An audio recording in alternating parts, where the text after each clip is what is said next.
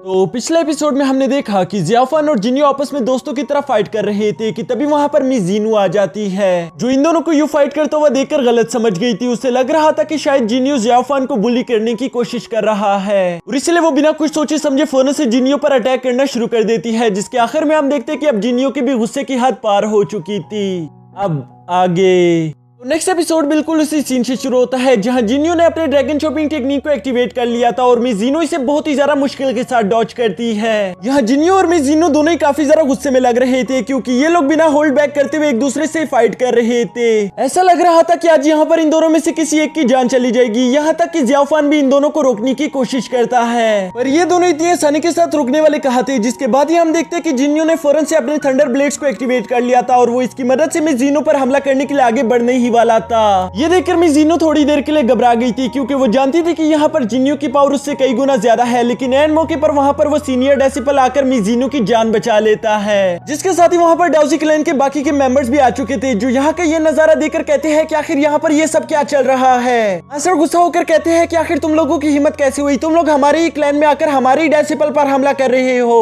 जिस पर ब्रदर कई दोबारा से माफी मांगते हुए कहता है कि हमें माफ कर देना, जिनियो हमेशा से ऐसा करता रहता है, वो कभी हमारी बात नहीं सुनता, लेकिन उसकी तरफ से मैं आपसे माफी मांगता हूँ और मैं आपको यकीन दिलवाता हूँ कि आइंदा ऐसा कुछ भी नहीं होगा। यहाँ ब्रदर काई की ये सारी बातें सुनने के बावजूद भी मिस जीनो और मास्टर का गुस्सा ठंडा नहीं हो रहा था। तभी ब्रदर काई जिनियो से कहता है कि जल्दी आकर इनसे माफी मांगो, लेकिन जिनियो सोच रहा था कि मैंने तो कुछ गलत ही नहीं किया, फिर मैं माफी किस चीज के लिए मांगू, और इसलिए वो भी मुंह बनाकर खड़ा हो जाता है। यहाँ जियाफान भी सब लोगों को समझाने की कोशिश करता है कि ये सब एक बहुत बड़ी मिसअंडरस्टैंडिंग थी, हम लोग तो बस आपस में खेल रहे थे, लेकिन यहाँ तो उसकी बातों पर कोई भी ध्यान नहीं दे रहा था। जिसके साथ ही मास्टर कहते हैं कि तुम्हारे ड्रैगन क्लैन वाले लोग हमेशा इसी तरह की हरकतें करते रहते हैं, उन लोगों को मजा आता है अपने से कमजोरों को बुलिस करने में, जबकि दूसरी तरफ मिस जीनो भी बिल्कुल यही सब कह रही थी। यहाँ जिनियो के एटीट्यूड के हिसाब से वो तो माफी नहीं मांगना चाहता था, लेकिन वो देख रहा था कि यहाँ की ये सिचुएशन धीरे धीरे खराब हो रही है, तो इसलिए वो एक कदम आगे आकर कहता है कि मुझे माफ कर देना, लगता है कि मुझसे कोई गलती हो गई होगी, पर मैं आप लोगों को यकीन दिलवाता हूँ कि मेरा यहाँ पर ऐसा करने का कोई भी इरादा नहीं था, बल्कि सिचुएशन ही ऐसी बन गई थी। यहाँ उसकी ये सारी बातें सुनने के बाद हम देखते हैं कि मास्टर अपने लोगों से कहता है कि चलो यहाँ से, ये ड्रैगन क्लैन वाले लोग बात करने के काबिल नहीं है। ये सुनकर डाउजी क्लैन के सारे लोग वहाँ से जाना शुरू कर देते हैं, जबकि मिस जीनो वहाँ से जियाफान को भी अपने साथ चलने के लिए कह रही थी, लेकिन जियाफान वहीं पर रुक जाता है, उसके जाने का कोई इरादा नहीं था। तभी अचानक से हम देखते हैं कि ब्रदर काई भी मिस जीनो को रोकने की कोशिश करता है, उससे कहता है कि माने यहाँ पर आज जो कुछ भी हुआ उसके लिए हमने आप लोगों का दिल दुखा दिया,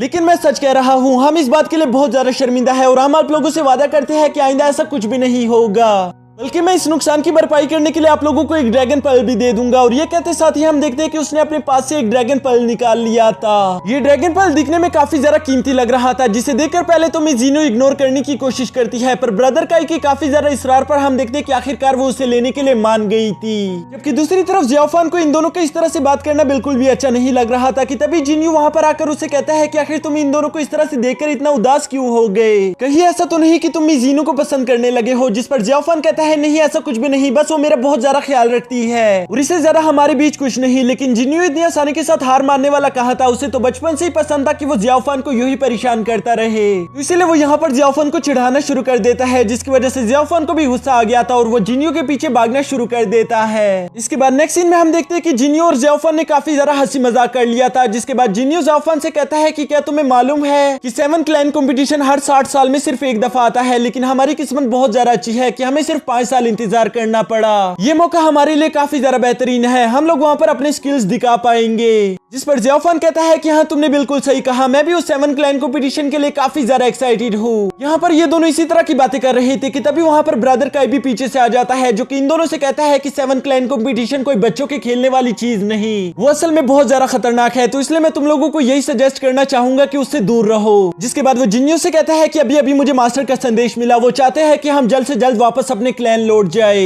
ये सुनते ही जिनियो अपने ब्रदर काई के साथ रवाना हो गया था, जिसके साथ ही वो जियाफान से कहता है कि हम 7 क्लैन कंपटीशन में मिलेंगे, तब तक अपना ख्याल रखना। जिस पर जियाफान भी उसे अलविदा करते हुए कहता है कि हाँ जरूर, हमारी मुलाकात बहुत जल्द होगी। और इसके नेक्स्ट सीन में हम देखते हैं कि वो अपने कमरे में बैठकर उसी बांसुरी को देख रहा था, साथ ही साथ वो यहाँ पर कुछ सोच रहा था कि तभी वहाँ पर मिस जीनो एक खिड़की से जानकर जियाफान से कहती है कि दरवाजा खोलो, मुझे अंदर आना है। ये सुनकर जियाफान ने उसके लिए दरवाजा खोल दिया था और इसके बाद वो मिस जीनो से पूछता है कि आखिर इतनी अंधेरी रात तुम मेरे कमरे में क्या कर रही हो। जीनू यहाँ पर कहती है कि सवालों की बारी तुम्हारी नहीं बल्कि मेरी है, मुझे ये बताओ कि जिनियो तुम्हें परेशान क्यों कर रहा था। जिस पर जियाफन उसे कहता है कि नहीं, वो मुझे परेशान नहीं कर रहा था, बल्कि बचपन से हम लोग इसी तरह से खेल रहे हैं। हम लोग बचपन से इसी तरह से मजाक करते हुए फाइट करते रहते हैं, लेकिन आज तक मैं कभी भी उससे फाइट में जीत नहीं पाया। जिस पर जीनू कहती है चाहे कुछ भी हो, वो तुम्हें परेशान कर रहा था, जो बात मुझे बिल्कुल भी अच्छी नहीं लगी। और ये कहते साथ ही उसने अपने पास से एक पेपर निकाल लिया था, जो कि वो जियाफन को दे देती है। जियाफन उसे देखकर अचानक से बहुत ज्यादा शॉक हो गया था। वो उसे कहता है कि आखिर तुम ये मुझे क्यों दे रही हो? क्या तुम्हें मालूम है अगर मास्टर को इसके बारे में मालूम हो गया तो तुम्हारे साथ क्या होगा?